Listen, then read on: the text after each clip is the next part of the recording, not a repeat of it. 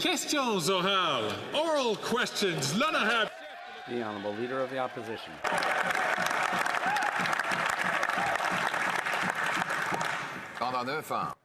For 9 years, the Liberal bloc has put a tax on your food, causing your groceries to be more expensive, doubled the cost of housing, and doubled the national debt. With the full support of the bloc has voted over 200 times to keep this party and this government in power. And now they want to increase your taxes even more. Isn't it time for you to have the chance to choose a new common sense government that will cut taxes, build housing, fix the budget, and stop crime? The Right Honourable Prime Minister. Mr. Speaker, if the opposition leader had spent any time speaking to Canadians this summer, he would realize that Canadians want solutions. They want solutions to the challenges they face as families with fighting climate change. They want to know how Canada is going to position itself for the economy of the future. But the opposition leader is only interested in his own interests, not Canadians' interests. Meanwhile, we on the other side of the House here will continue to work to deliver the goods to Canadians to build a stronger economy for all. The Honourable Leader of the Opposition. Mr. Speaker, what Quebecers see is the biggest expansion of the federal government in Canadian history, a centralizing government and a costly one at that. And all this with the full support of the Bloc, which has voted some 200 times for inflationary spending, centralizing spending, and bureaucracy, which totals $500 billion. Mr. Speaker, Quebecers have the right to have a common-sense government that will cut taxes, build housing, fix the budget, and stop crime. Now. The Right Honourable Prime Minister. What we're doing, Mr. Speaker, when we announced in Quebec a significant investment in Telesat to create good jobs in Quebec, which will have an impact on productivity and national security in Canada and all around the world, the Conservative response was to call their friend Elon Musk to say, no, you can't send those jobs here to Canada. Instead, you should be giving your money to American billionaires. We find that completely far-fetched. We are here to invest in Quebecers for the future. The Honourable Leader of the Opposition. After 9 years of NDP Liberals, taxes up, costs up, crime's up, time's up. And now he wants a 300% carbon tax hike, all the way up to 61 cents a litre. Why not let Canadians choose a common-sense Conservative government that will axe the tax, build the homes, fix the budget, and stop the crime now? The Right Honourable Prime Minister. The opposition has spent any time listening to Canadians over the summer, he would have heard that they need solutions. They need answers to the challenges they're facing. That's not what he's offering. Indeed, he doesn't care about Canadians. He just cares about himself and his own political interests. We're going to keep focused on doing the things that he refuses to do, whether it's him voting against dental care, whether it's him voting against child care, whether it's him voting against a national school food program. We're going to still deliver the things that matter to Canadians, like food in kids' bellies, childcare spaces, and supports for seniors to go to the dentist, many of them first time in years. The Honourable Leader of the Opposition. Children are hungrier than ever after 9 years of the NDP Liberals. In fact, 25% of them are not getting enough food, and we now know why. A carbon tax fraud has been perpetrated by this NDP Liberal Prime Minister, who kept secret Environment Canada documents that showed that the carbon tax was blowing a $25 billion hole in our economy. Our economy per capita is smaller today than it was 10 years ago, during which time the American economy has grown by 19%. Instead of a reckless plan to hike the tax to 61 cents a litre, why not allow Canadians to vote to axe the tax? The Right Honourable Prime Minister. here's a news flash for the Conservative leader. Climate change costs money. And what would cost the most money to Canadians at all is his do-nothing climate plan. News flash. When the Toronto subway gets flooded, it costs money. News flash. When forest fires hit communities across this country, it costs Canadians money to rebuild. When you have droughts that hit farmers and agriculturists across this country, it costs money. What doesn't cost money is putting money in 8 out of 10 of the money of Canadians' pockets with the Canada Carbon Rebate to support their families and fight climate change. The Honourable Leader of the Opposition. Mr. Speaker, the Prime Minister just proved my point. His tax doesn't stop floods, fires, or droughts. All it does is create more poverty. This also from a high-flying, high-taxing, high-carbon hypocrite who flew 92,000 kilometers in a fuel-guzzling, tax-funded private jet while he taxes single moms and seniors for heating their homes. Now, carbon tax Carney wants him to put the tax back on home heating oil. Will he reject carbon tax Carney and instead allow Canadians to choose to axe the tax? Just want to remind all members, and to do so early, to be very mindful of their language that they use in referring to other members in this House. The Right Honourable Prime Minister. Mr. Speaker, the Conservative leader doesn't believe in climate change, and that's why he has a do-nothing plan to fight climate change. It would cost Canadians money and challenge the future we're building for our kids. Our plan, with the Canada Carbon Rebate, puts more dollars in 8 out of 10 Canadians' pockets right across the country, supports the middle class and people working hard to join it, while delivering the kinds of investments that are going to grow our economy and reduce emissions at the same time. This is a responsible climate plan that fights climate change and supports Canadians. He wants to do nothing. He wants to hurt Canadians.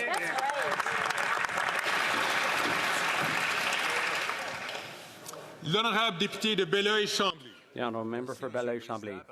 Mr. Speaker, allow me first of all to wish a warm welcome to everyone. Welcome back here to all of us. It's a by-election in La Salle et Mar Verdun today, and I'd like the Prime Minister to explain to retired people aged 65 to 74 in that riding why their pension checks are 10% lower than retirees who are 75 and over. This is a horrible form of discrimination, and they're entitled to know why. The Right Honourable Prime Minister. Mr. Speaker, we did recognize that seniors 75 and over have higher costs and often lower savings. So we've increased investments for them. But what I don't really understand, Mr. Speaker, is that the Bloc, which claims to be concerned about people of that age group, those 65 and over, why did they vote against dental care for those tens of thousands of seniors all across Canada who've recently been able to get dental care paid by the federal government, and the Bloc voted against it? They don't care about seniors in the Bloc. Once again, I'd like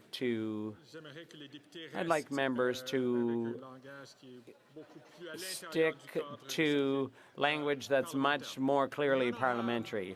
The Honourable Member for Belleuil-Chambly. Mr. Speaker, it's easy to get the Prime Minister confused. I'm talking about a jurisdiction that is exclusive to Quebec, that the federal government has encroached upon. He also said that Anglophones in Quebec couldn't get health care services in English the same as Francophones. That's false. So I would ask him explicitly to recognize that he misled Montreal, Quebec, and La Salle et Mar Verdun's Anglophones when he said that Anglophones don't get the same health care services as Francophones. The Right Honourable Prime Minister. He claims to speak for the government of Quebec, but the government of Quebec itself admitted that they were going to issue an order to clarify and explain that they were not going after Anglophones. We're still waiting for that explanation, but if the government of Quebec can recognize that, then I think the Bloc should be able to acknowledge it too. So for seniors over 65 who got dental care thanks to us, they don't care about them. They just want their jurisdiction, but we're providing something that Quebec was not providing, and so the federal government stepped up and paid for that so that those seniors could get dental care that their own government, provincial government, wasn't providing them, and the Bloc voted against that. The honourable member for New Westminster, Burnaby. The housing crisis in La Salle et Mar Verdun, like everywhere else in Quebec, continues to worsen under the Liberals. Hundreds of people are now homeless. This is the direct result of the Liberals and Conservatives making rules so rich investors get richer while tenants pay more. Together, the Liberals and Conservatives have lost over 1 million affordable housing units. People deserve better. When will the Prime Minister stop working for real estate giants and start protecting tenants at last? The Right Honourable Prime Minister.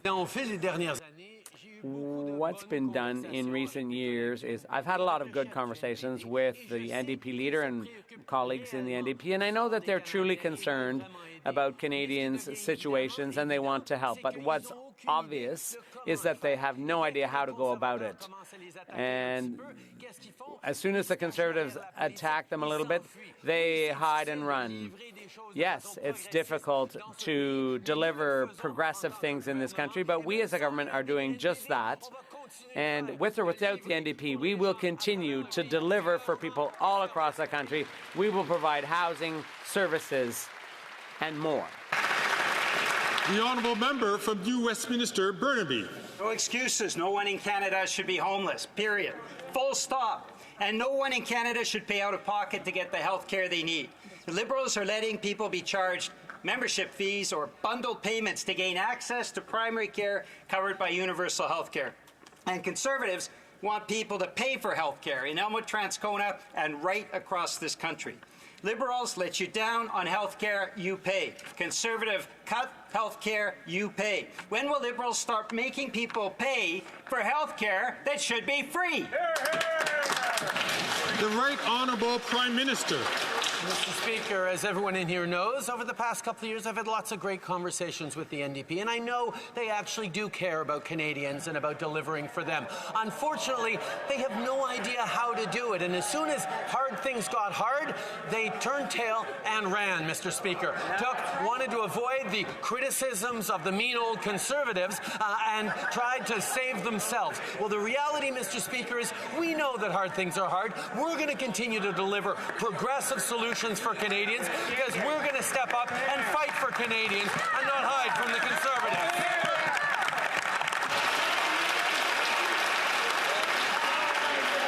The honourable member from Thornhill. The Prime Minister gave the Finance Minister a real vote of confidence last week as he outsourced the job that she was supposed to have been doing for 4 years and gave it to a man who's not even in the Liberal caucus.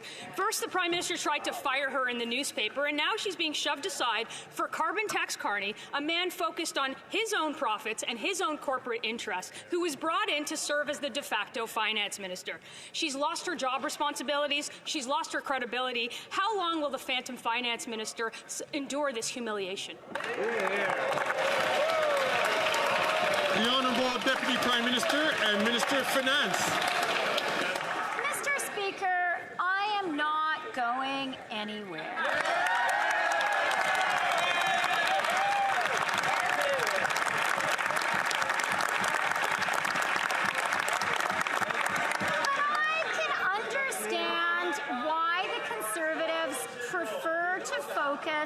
On personal mudslinging and attacks rather than to actually talk about the economy. They don't want to talk about inflation because it's been down in the target range for 7 months in a row. They don't want to talk about interest rates down 3 times in a row. All they can do is insult people. The honourable member from Thornhill. Who's going to tell her? She just got a demotion, and he hired a guy that's not even elected to do her job. Does anyone believe that carbon tax Carney is going to tell the Prime Minister how to help a family afford groceries as the loudest cheerleader for carbon taxes ever? If the Finance Minister isn't completely humiliated by now, can she explain why Canadians should trust a man who is the #1 supporter of higher taxes to do her job? The Honourable Deputy Prime Minister and Minister of Finance.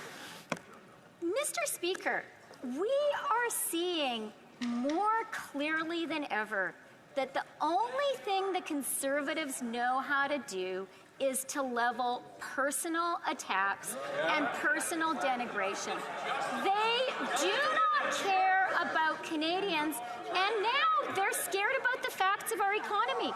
So let me tell you some facts. Inflation in the target range for 7 months in a row.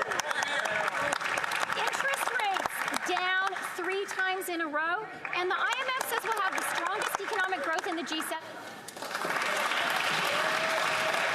The Honourable Member from Calgary, Nose Hill. This summer, after he argued that Atlantic Canadian home heating oil should be carbon taxed, carbon tax-loving Mark Carney spent a lovely summer of whimsy having champers at the Royal Box at Wimbledon and rubbing shoulders at a swish cocktail party with a wealthy CEO who yesterday, coincidentally, got millions of dollars of tax dollars.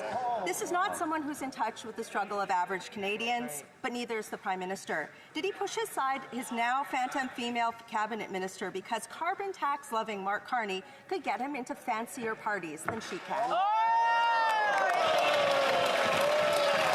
The Honourable Leader of the Government in the House. Thank you, Mr. Speaker. Look, I first want to begin by saying it's great to be back in this place. I really did miss most people on this side. I can't say that I missed all of you that much, but I did miss you a little bit. But what I do want to say is that it's just typical from the Conservatives that when they have an eminent Canadian, someone who has given so much to this country, who doesn't agree with their economic vision or their vision at all in Canada, they attack them. Mr. Speaker, we need to be better than this. We need to support Canadians and be grateful when they put forward for public service. Thank you, Mr. Speaker. The Honourable Member from Calgary, Nose Hill. They're not even letting her answer the question anymore. At a time when so many people are struggling to make ends meet and pleading for someone to fix the budget, I'm struggling to find a reason why the Prime Minister would put an out-of-touch elitist, active archpriest of carbon price profiteering who has massive conflicts of interest in charge of the federal budget while shunting aside his female cabinet minister. What a feminist. Why does the now phantom finance minister have to get approval for Canada's fall economic statement from carbon tax, conflict of interest, Mark Carney? The Honourable Deputy Prime Minister and Minister of Finance. Mr. Speaker, I'm actually really glad to welcome back to the QP roster the member for Calgary Nose Hill. We haven't heard her raising her voice for a while. Mr. Speaker, I'm not going anywhere, but I am not surprised to see the Conservatives continue cartoonish personal attacks. And that is because they are afraid to reveal to Canadians their plan for austerity and cuts. Because they know that's not what Canadians want. The Honourable Member from Peterborough, Kawartha. Mr. Speaker, we have 2 sources saying the view of some senior officials within the PMO, including Chief of Staff Katie Telford, that the phantom finance minister has been ineffective in selling the government's economic policies. So, it's curious because we have a fake feminist prime minister who says he's all for women. Taxes are up, costs are up, the economy's in the toilet, and this carbon tax Mark Carney is now going to quadruple the carbon tax on all home heating across Canada. Yeah. So why is this phantom finance minister okay with being publicly humiliated by this fake feminist prime minister? The Honourable Deputy Prime Minister and Minister of Finance. Mr. Speaker, the only people being humiliated today are Conservative MPs who have to listen to their colleagues wallow in the mud of personal character assassination. But what we are focused on is representing and working for Canadians. That's why, Mr. Speaker, the real news today is 30-year mortgage amortizations for all first-time home buyers. That's the real news, Mr. Speaker.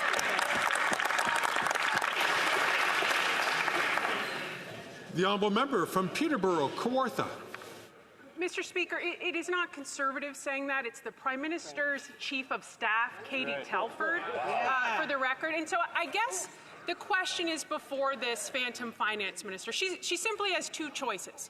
You know, is she going to join the graveyard of Liberal female ministers under this fake feminist Prime Minister? Or, you know, like Jody Wilson-Raybould, Jane Philpott, or will she continue to be publicly humiliated?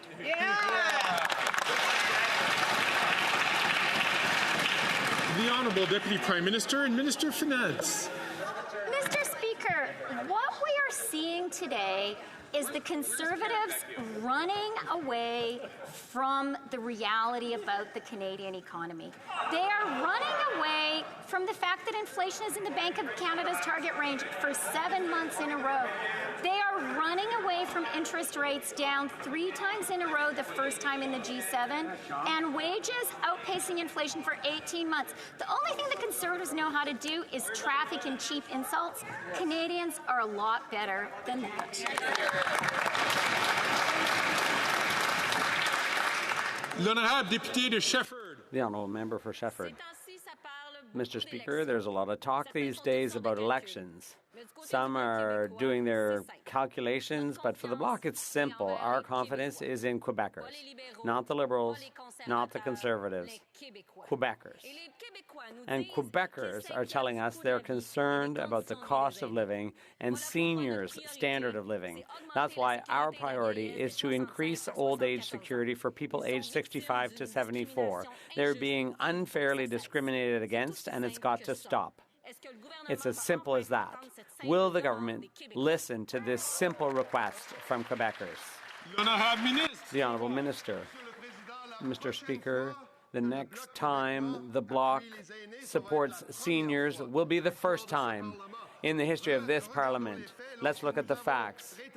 When we restored the retirement age to 65, what did the Bloc do?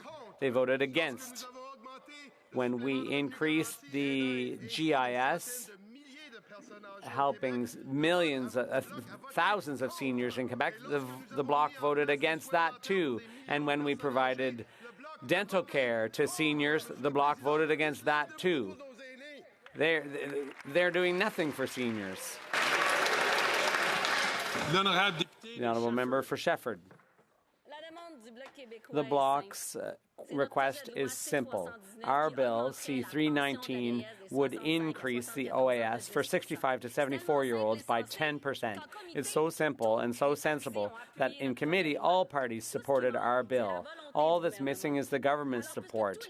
So since all parties agreed to increase OAS for 65 to 75-year-olds by 10%, will the government do the only right thing and give C-319 a royal recommendation?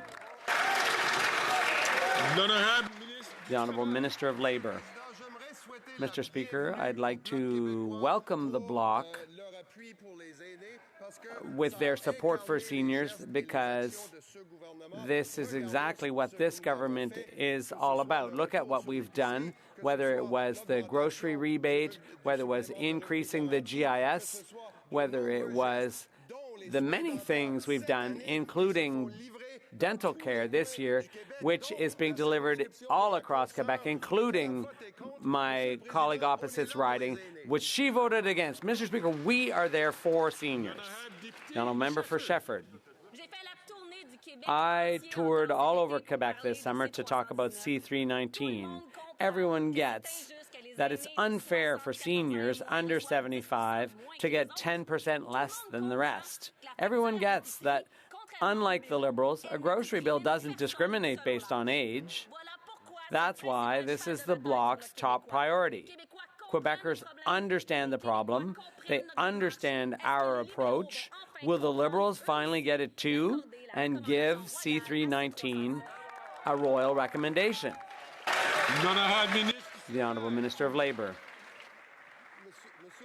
Mr. Speaker, what the Bloc doesn't seem to get is that actions count and votes here in the House count. Voting against dental care for seniors, voting against bringing the retirement age back down to 65, that's what Quebecers have seen from the Bloc. The Government of Canada will always be there to take care of Quebecers, and the Bloc has never shown themselves to be there to protect Canadians' pensions, whether it's in Quebec or elsewhere. This is our first day back, but I'd like everyone to remain polite. The Honourable Member for Chalabour-Haut-Saint-Charles. Mr. Speaker, the Bloc voted for the largest expansion of the federal government ever. More spending than ever. More public servants than ever. More scandals than ever. With Quebecers' money. How did the Prime Minister convince the Bloc to support the most expensive and centralizing government in Canadian history? The Honourable Deputy Prime Minister and Minister of Finance. Mr. Speaker, our government is proudly progressive. Our government is proud of our action on the climate. We're proud of our support for child care, and our government is very proud of our support for families. And Mr. Speaker, we know that those progressive values are the same values that Quebecers hold dear. And that is why we are supporting Quebec. We're supporting them when it comes to the climate, to childcare, and we're proud to be doing it here too. The Honourable Member for Chalabour-Haut-Saint-Charles. The Bloc claims to defend Quebecers' interests. Is it in Quebecers' interest to support the most expensive government in Canadian history? Is it in Quebecers' interest to raise their taxes, to strengthen the federal government, which is constantly encroaching on Quebec's jurisdiction? It's clear. The Bloc is only defending the Prime Minister's interests. What did the Prime Minister offer the Bloc leader to get him to agree to support this centralizing government? The Honourable Minister of Fisheries and Oceans. Mr. Speaker, look at the Conservatives. They have no shame in claiming that they want to march towards prosperity when all they can do is take the path of austerity. Canadians know that all the Conservatives can do is chop, chop, chop, Mr. Speaker. They cut investments for ports, for small craft. They made cuts to science, to families, to child care services. They cut for dental care. And that is the path the Conservatives will take, the path to austerity. The Honourable Member for Beauce. Mr. Speaker, one coalition appears to have ended, but another remains, the Bloc Liberal coalition, responsible for $500 billion in inflationary centralizing spending. Under this coalition, the public service grew by more than 100,000 public servants. That's the most expensive government in Canadian history. But wait times and service standards have never been worse. My constituents and staff in Beauce have to wait hours to get answers. What did the Prime Minister promise the Bloc leader to keep him in power? The most expensive and centralizing government in Canadian history. The Honourable Minister of Canadian Heritage. Thank you, Mr. Speaker. This summer I had the opportunity to speak to many of my colleagues in the Liberal caucus who met in my riding, and we talked about the cuts the Conservatives made when they were in power. So I took them to the experimental farm because they don't believe in science, so they made cuts to agricultural research. I took them to show a cultural centre that we built because all they did was make cuts to culture. Quebecers remember that when the Conservatives were in office, all they could do is make cuts. Thank you, Mr. Speaker. The honourable member from Nanaimo, Ladysmith. Mr. Speaker, because of Liberal inaction, people in Nanaimo Ladysmith are forced to cut back on groceries to keep up with rising prices. Meanwhile, the Conservatives continue to pad their pockets with donations from the same CEOs who are gouging Canadians. Over the summer, people shared with me that they are exhausted and just aren't able to make ends meet. Why are the Liberals taking a page out of the Conservative playbook by putting corporate greed ahead of everyday people? Shameful!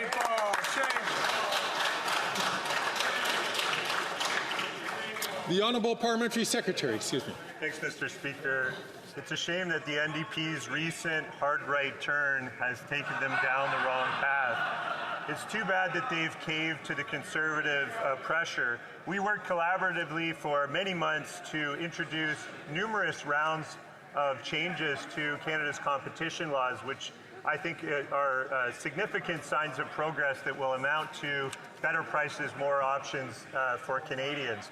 That includes more powers to the Competition Bureau to crack down on anti-competitive behavior. Those changes are going to make a real difference in Canada's economy. The honourable member from North Island, Powell River. Mr. Speaker, the poorest seniors are receiving hundreds of dollars less every year because Liberal policies created another GIS clawback. This summer, I heard from seniors and their loved ones. They are drowning. Conservatives cut pensions and increase the retirement age. And Liberals are punishing the poorest seniors. Canadians never win with Liberals or Conservatives. When will the clawbacks end? Hear, hear. The Honourable Minister of Labour. As the member well knows, not only does the GIS or CPP or the OAS go up, but it goes up now quarterly, Mr. Speaker. In fact, there are no clawbacks when the member knows full well that we've expanded, actually, the amount of money a senior on GIS might make before any money is clawed back. We've expanded that substantially. The member should know that. The honourable member for Vaughan Woodbridge. Mr. Speaker, members on this side of the House have spent their summers listening to Canadians. We heard about grandparents and children getting access to the Canadian Dental Care Plan. And we heard about the need for a government that's focused on building more homes, faster, growing our economy, and making life cost less.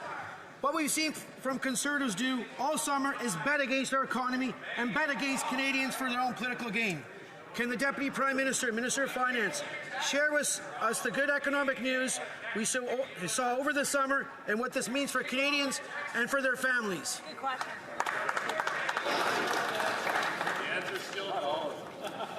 The Honourable Deputy Prime Minister and Minister of Finance. Mr. Speaker, I would like to thank my colleague for his excellent question and for his very hard work. COVID and its economic aftermath have been hard for Canadians, and that's why it's important to recognize the good news we've had this summer. Canada was the first G7 country to lower interest rates, easing the burden on homeowners. And inflation has now been within the Bank of Canada's target range for 7 months. Wages have outpaced inflation for 18 months in a row. We have more work to do, and that's why we're focused on Canada and Canadians.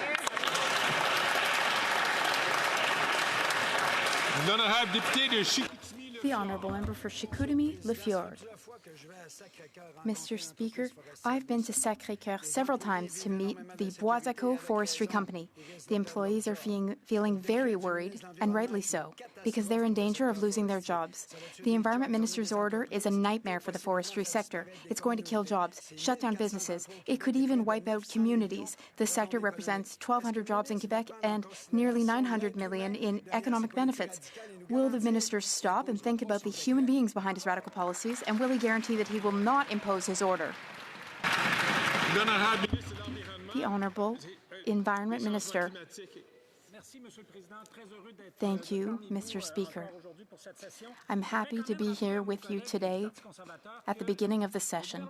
I'd like to remind my Conservative colleague that the Government of Quebec committed in 2016, and now it's 2024, almost 2025, but the Government of Quebec committed 8 years ago to present a plan to protect the woodland caribou. They haven't done so.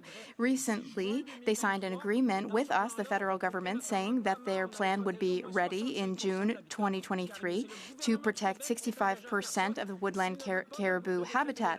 They promised to do so, so they should do so if they don't want a federal order. The Honourable Member for Chicoutimi-Lafjord.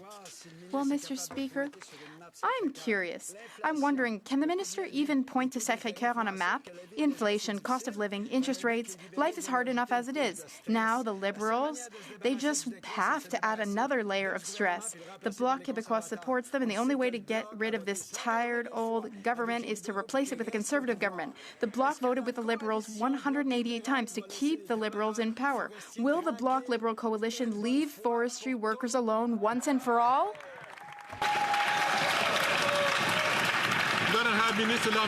The Honourable Environment and Climate Change Minister.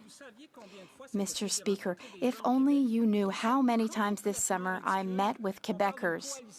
They find this ridiculous. It's ridiculous to talk about a Bloc Liberal coalition. Now, we work well with the Bloc Québécois, but there is no coalition. Quebecers find that really far out. The Conservatives do not care at all about protecting the environment. That's apparent. They don't care about water quality, the quality of our environment, about the future we're leaving our children. We, though, are here for people, for communities, and for the environment, Mr. Speaker. Calgary, Forest Law. After 9 years of this Liberal NDP government, taxes up, costs up, crimes up, time's up. When the Prime Minister promised to quadruple the carbon tax scam, the leader of the NDP said, yes, sir, anything for his $2.2 million pension. And now, the Canadian Truckers Alliance released a damning report. The carbon tax scam adds more than $4 billion cost to farmers, families, and food. Why don't they just call a carbon tax election now and let Canadians decide whether to quadruple or axe the tax for good? The Honourable Minister of Environment and Climate Change. Newsflash, Mr. Speaker. We had a carbon tax election in 2021, and the Conservative Party had a platform where they said they would put in place carbon pricing in this country. Maybe he just has to go and look back at their own platform, Mr. Speaker. Again this morning, the Parliamentary Budget Officer was in committee saying that 8 out of 10 Canadian families where carbon pricing applies get more money than what they pay in pricing, Mr. Speaker. Unfortunately, the Conservative Party of Canada continues to spew lies and disinformation on this issue.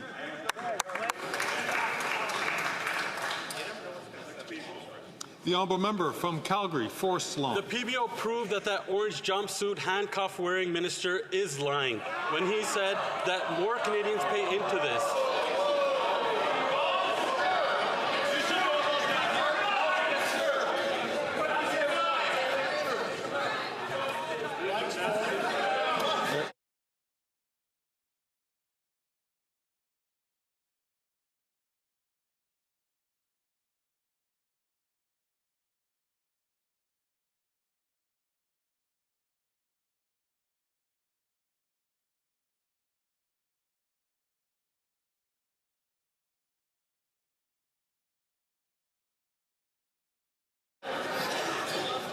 I know it's the first day back for members. We've all spent this time with our ridings. I'm going to ask the Honourable Member if he could rephrase this question because he knows that you can't. I'm going to ask him to.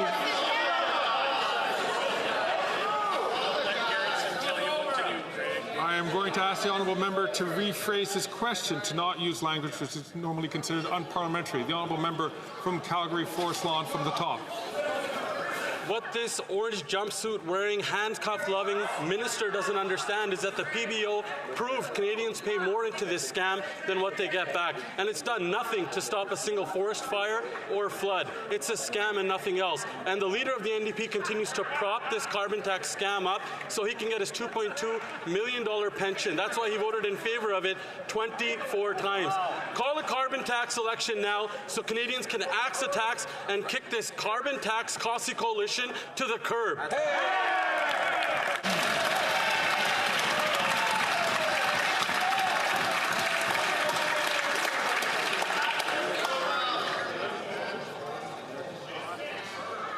It's really important for all members to choose their language and use their words judiciously in a way that is respectful to the House.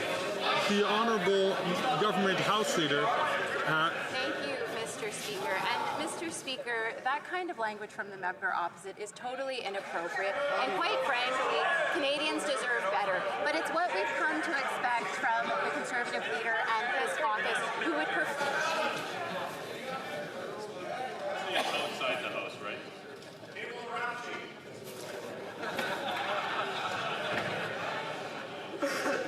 Colleagues, I could not hear the Honourable Minister give her response. It's difficult for me to hear that so that I can make sure that the language is correct. The Honourable Leader of the Government in the House, please, from the top. Thank you, Mr. Speaker. Mr. Speaker, the language from the member opposite was completely inappropriate, and quite frankly, Canadians deserve better. But unfortunately, that's what we've come to expect from the Conservative members and their leader. And the reason why they're focusing on the price on pollution is because they want to distract Canadians from the real agenda, where they cut pensions for seniors, they cut childcare for families, they cut and defund the CBC at a time of increased disinformation. Mr. Speaker, they want to hide their real agenda from Canadians because they know that they won't like it. But, Mr. Speaker, they need to be under that scrutiny and they need to be honest with Canadians. Thank you, Mr. Speaker.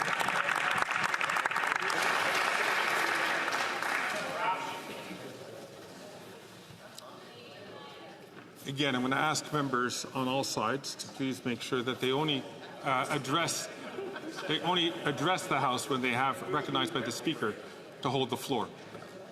The Honourable Member for Montcalm.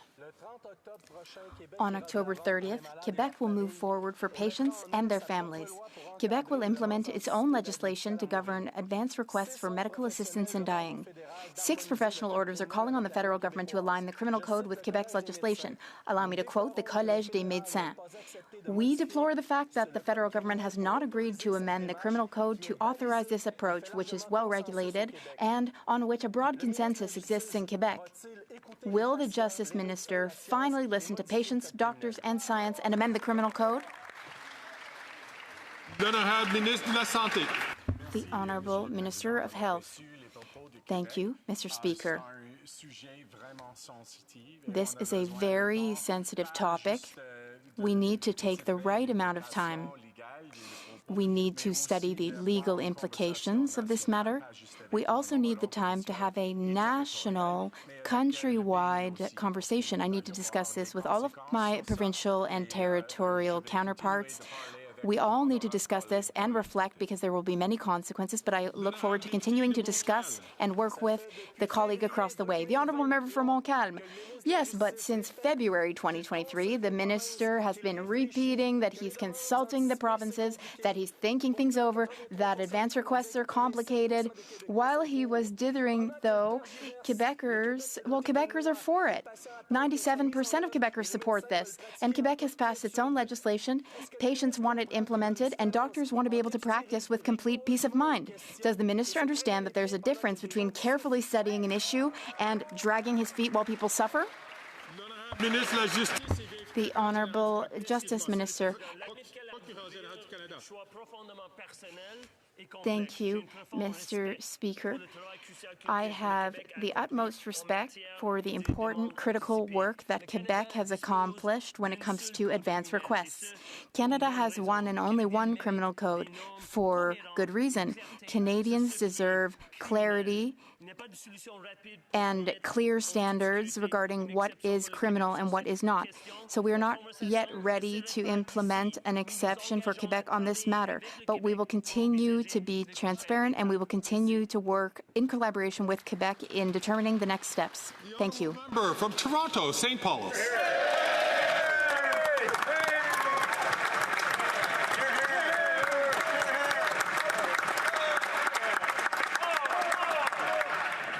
Mr. Speaker, after 9 years of the NDP Liberals, taxes are up, costs are up, crime is up, time's up. Just last week, we heard 1 million people in Ontario were accessing food banks.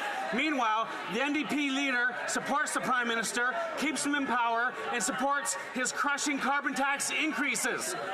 I just finished a successful by-election campaign. Why will the NDP Liberals not let Canadians decide about the carbon tax and call a carbon tax election now?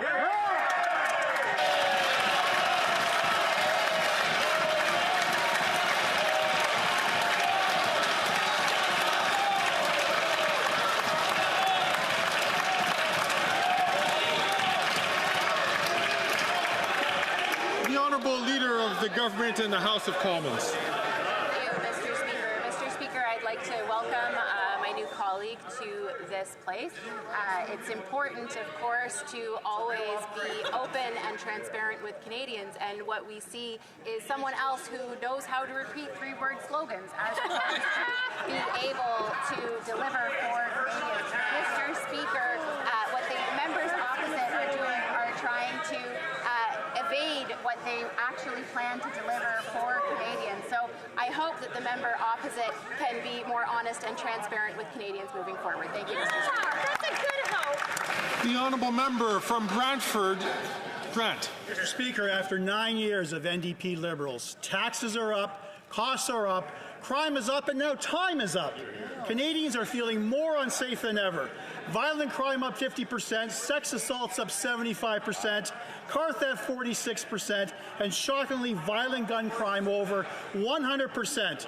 Will the Liberals finally join Conservatives in protecting Canadians and demanding jail, not bail, for repeat violent offenders?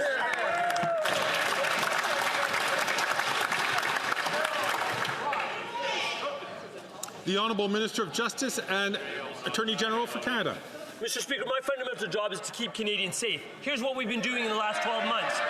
We've increased...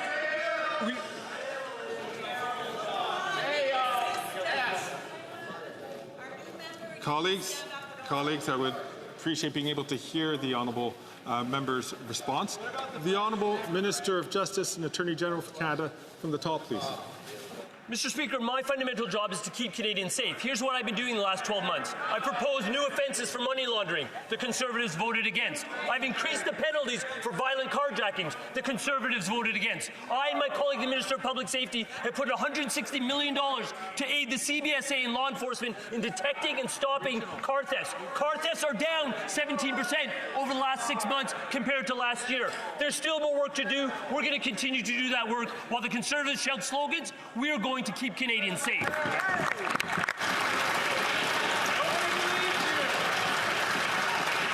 The Honourable Member from Brantford Brent. Simple fact is criminals have nothing to fear under the NDP Liberal legislation. Bill C-48 has done nothing to stop the crime in our communities. Instead of listening to premiers and law enforcement who have called for bail reform, the Justice Minister pretends that C-48 is a success. Mr. Speaker, it's an abject failure.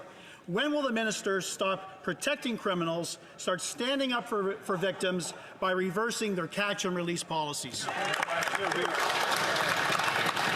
The Honourable Minister of Justice and Attorney General. Mr. Speaker, I spent the summer listening to victims, and what they talk to me about is intelligent policies and approaches to crime. What we did is pass in this chamber, thankfully with unanimous support, bail reform. The job is now on the provinces to ensure that bail reform bears fruit. What am I talking about, Mr. Speaker? The people that decide bail decisions are justices of the peace and primarily provincial court judges appointed at the provincial level. The people that appeal bail decisions, such as my colleague in his former capacity, are provincial crown attorneys who are under the direction of provincial premiers and provincial attorneys general. When there's not enough jail space to keep people in jail who don't deserve bail, that's a provincial responsibility.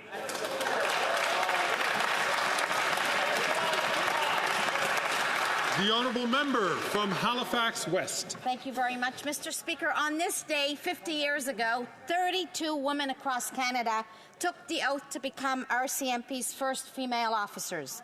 Wow. They became known as Troop 17. Today, we celebrate them and all women who have taken the oath since, who selflessly serve in the RCMP to keep Canadians safe. Can the Minister of Public Safety update this House on the efforts made to encourage more women to follow in their footsteps and join the RCMP? Amazing. The Honourable Minister for Public Safety. Mr. Speaker, 50 years ago, 32 brave women took the oath to become the first female RCMP officers. Despite facing challenges and discrimination throughout their careers, the women of Troop 17 persevered and have inspired thousands of women to proudly serve in the RCMP. Today, more than 1/5 of the RCMP regular members are women, and the RCMP continues its effort to recruit even more women to join the force. I know all colleagues will join me in celebrating the women of Troop 17 and all those who proudly serve in the RCMP today. Well done.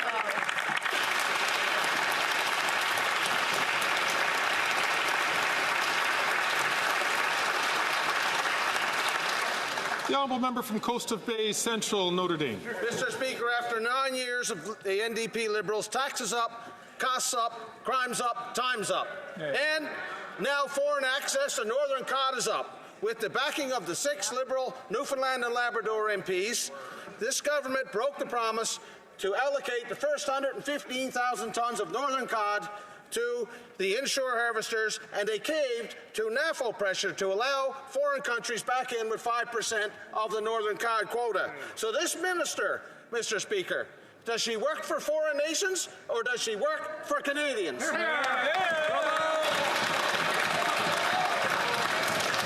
The Honourable Minister of Fisheries and Oceans.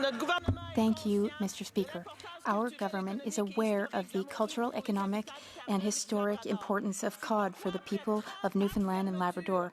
That's why, after 30 years of closure, I announced new modern fishing, which will lead to significant windfall for Newfoundland and Labrador, all while leading to well-paying jobs. Our government is committed towards sustainable, prosperous fishing that will support the generations of today and tomorrow, Mr. Speaker. The honourable member from New Brunswick Southwest.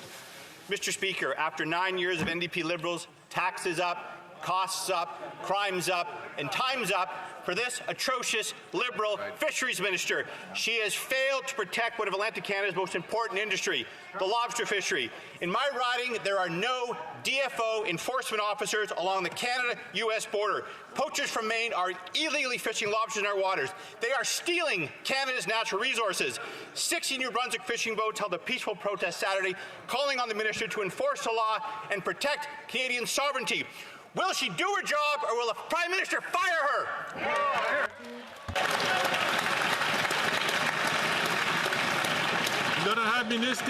The Honourable Minister of Fisheries and Oceans. Thank you, Mr. Speaker. Mr. Speaker, our DFO officers do a very difficult job. They do it every day. But the opposition keeps saying that there's no enforcement on our waters. Well, that is completely false. And moreover, Mr. Speaker, it's irresponsible. This work is ongoing. The honourable member from New Brunswick Southwest had the opportunity to ask his question. I'm going to ask him to please hold his comments and let the minister respond to his question. And I'm certain he has an opportunity to ask questions again on the same issue. The Honourable Minister of Fisheries and Oceans, and with 12 seconds remaining. Thank you, Mr. Speaker. If he can shout, I can shout. We are deploying the necessary additional resources in order to protect our oceans and our resources, Mr. Speaker. The honourable member from South Shore, St. Margaret's. After 9 years of NDP Liberals, taxes, costs, and crime are up. And fisheries officers are refusing to patrol the Maritimes because these Liberals will not let them enforce the law. Poachers are attacking with shotguns and knives. Meanwhile, Liberal Fisheries Minister number 6 lives in denial, refusing to listen to the union. 20,000 pounds of lobster a day are poached through the Saulnieville Wharf alone. Americans are fishing in Canadian waters. Will the Prime Minister listen to fishermen for a change, call an election so Conservatives can fix the fishery?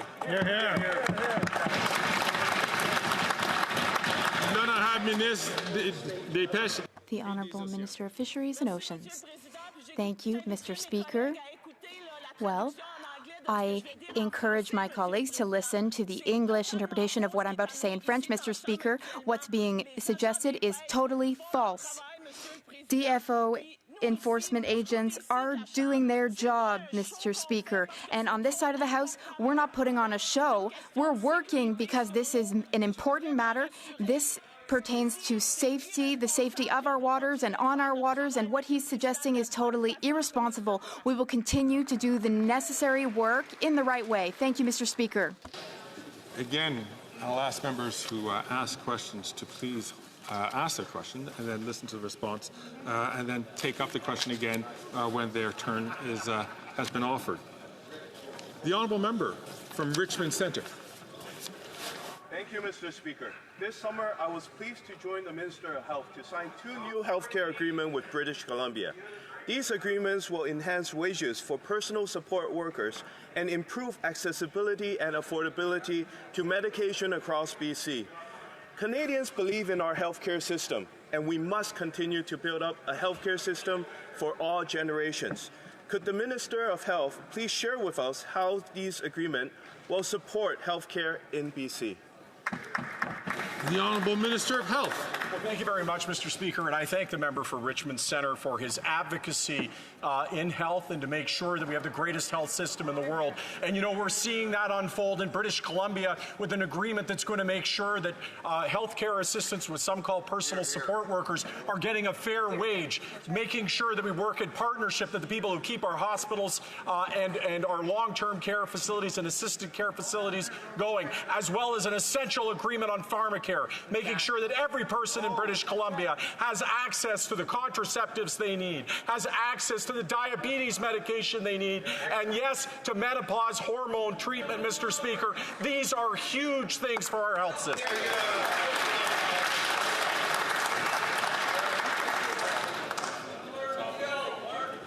The honourable member from Winnipeg Centre. Mr. Speaker, the Liberals' failure to fund services through Jordan's Principle is endangering First Nations youth. In fact, in Winnipeg, Spirit Horse Action Therapy is owed almost $400,000.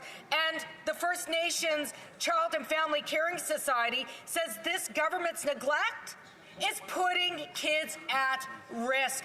When will the Liberals respect their legal obligations to Jordan's Principle and ensure the health and safety of First Nations youth? Hear, hear.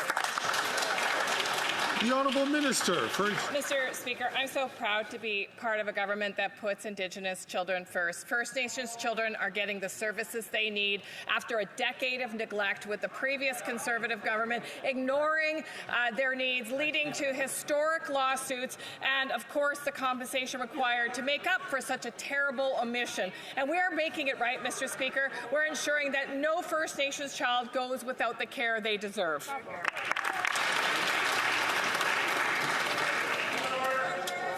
It's question period. The honourable member from Saanich, Gulf Islands. Thank you. I have a question for the Environment Minister.